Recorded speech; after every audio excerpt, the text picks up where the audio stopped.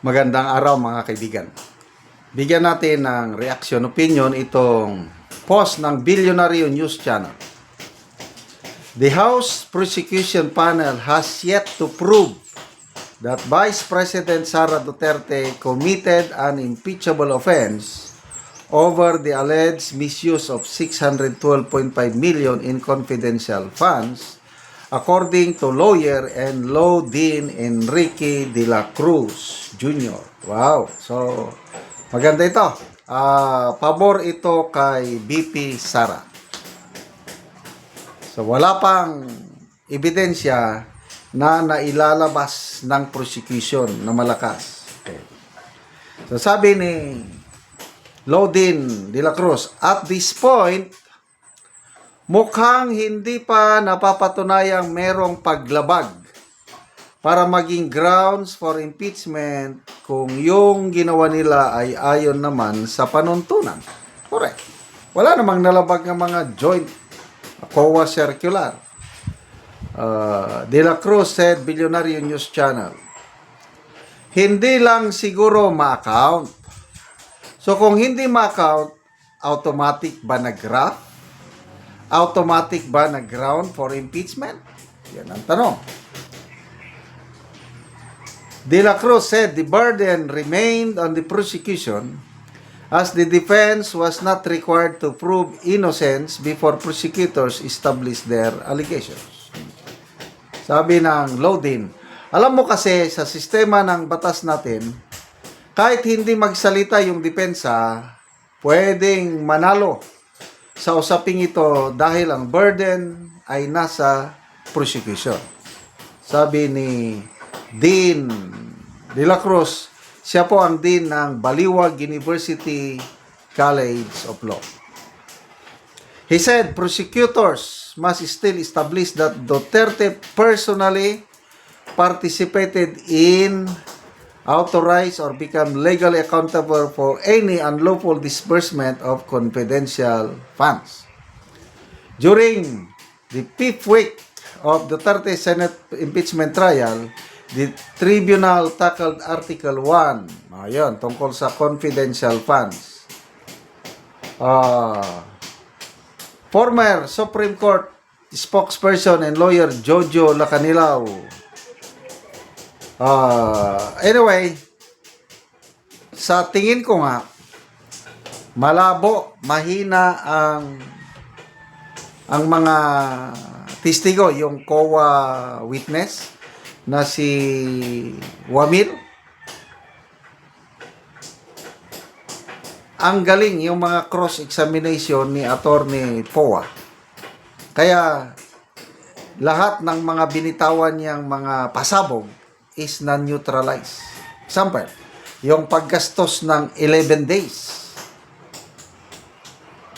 Ano na daw yun? Statutory crime. Nung ipakita yung circular ng COA, wala namang nakalagay doon na bawal gastusin in 11 days. Ano ba? Ang pinakamaganda yung tanong ni Senator Ejercito, sa inyong pagsusuri, sabi niya, napatunayan niyo ba na mayroong ibinulsa ni BP Sara sa pundong ito? Anong sagot? Wala. Oh, yun pala eh. Walang nalabag na mga walang nalabag na mga panuntunan. Yun lang, hindi na-account. Kaya nga mayroong notice of disallowance 73 million. Yun ngayon ang pinag-usapan kasi i-appeal pa man yan, yung findings ng auditor dapat makarating sa COA proper. At pag nagdesisyon ng COA proper, siyempre, sinasabi na ibalik ang perang ito. Ang kampo ni BP Sara may legal remedy pa na aakyat, i-appeal niya sa Supreme Court. Wala pa, hindi pa nangyayaring ganyan. Ito naman si Attorney Lorna Capunan, masyadong mabilis. Nag-decide, nag-conclude siya kagad na scammer si BP Sara. Binodol niya tayo, ibalik niya ang pera, mga something like that. Kaya, pina-strike sa record ng impeachment court yung mga ganong salita. lang, hindi pa siya nakontento.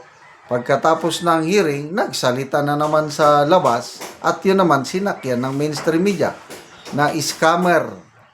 Binodol tayo ni BP Sara. So makikita nyo is yung ginagawa nila is propaganda. Paninira talaga kay BP Sara. Kaya lang, sige lang. Ginagawa naman nila yan for more than 3 years, di ba? Wala na silang ginawa kundi sirain si BP Sara. Kaya lang nakakatuwa dahil instead na masira nila si BP Sara, naging matatag. Tested na yung drawing power ni BP Sara. Kaya yung kanyang rating, presidential surveyman o satisfaction trust rating, si BP Sara pa rin ang nangunguna among the top 5 government official.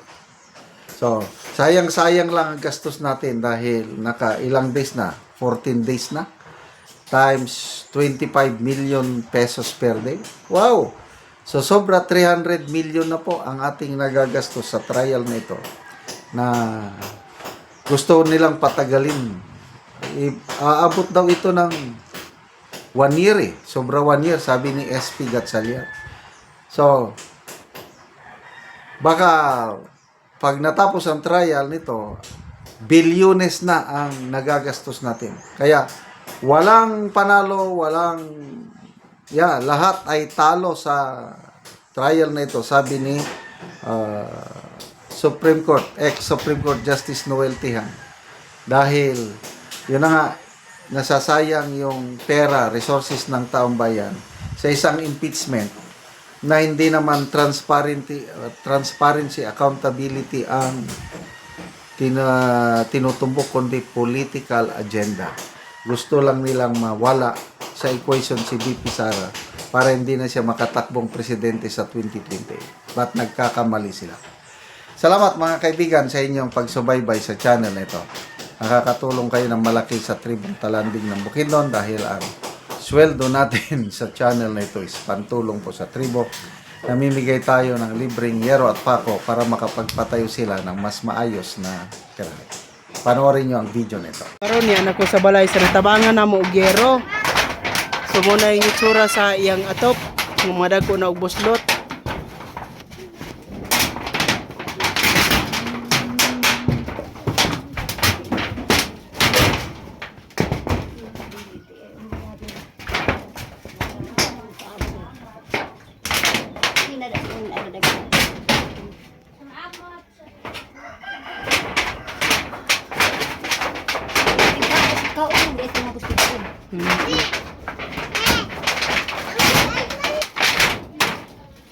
Pangbutangan ng ganit susudlo. So mo na ni ang among gihatag nga yero nga iatop karon.